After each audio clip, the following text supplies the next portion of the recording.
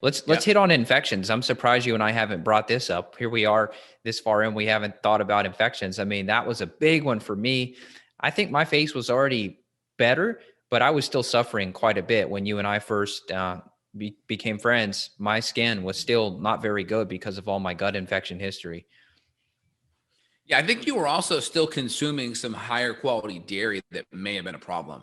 So some people that if you're doing a lot of cheese or like milk, even if it's raw, right, and good quality, you may still have a problem with that, even if it's really good clean dairy. Usually butter or ghee tends to be okay because there's less casein, less lactose in there, almost none.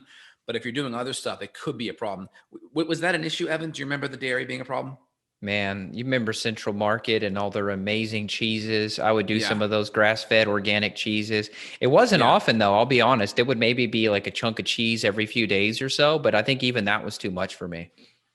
Yeah, and I tell you, I can do well with butter or ghee, but I do not do well with milk or cheese as well. What I start to get happens? gassy, I tend to get loose stools, and then skin issues will tend to manifest shortly after, for sure. So even high quality dairy, not that good. Now the fat based dairy, right?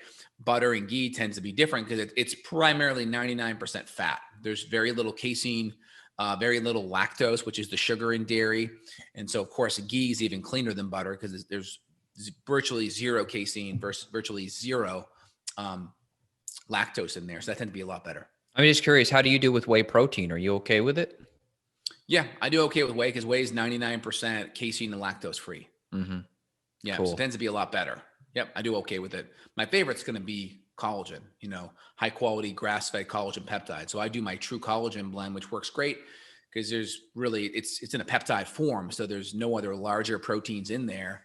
It's really clean and well broken down. So that tends to do, from a powder standpoint, does really well. Awesome. All right. Well, let's just talk a couple minutes about infections. I think this is an important part to consider if you have skin issues. I've worked with countless small children and teenagers, and we always are going to look at the potential for infections. There's nothing in particular. I'm not going to say, hey, it's got to be blasto or it's got to be this or that. I would just say, in general, any type of dysbiosis, bacterial overgrowth, SIBO, candida, H. pylori, the whole party that usually happens together is going to be a potential. And I think one of the big mechanisms here is just the reduced stomach acid by the H. pylori. So I think enzymes to fix the skin are also another important strategy we're going to implement.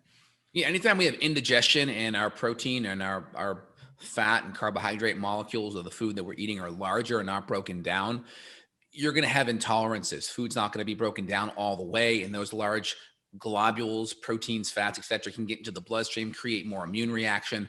Also, there's going to be a fermentation that happens when those food molecules are not broken down all the way, and that can create bacterial overgrowth.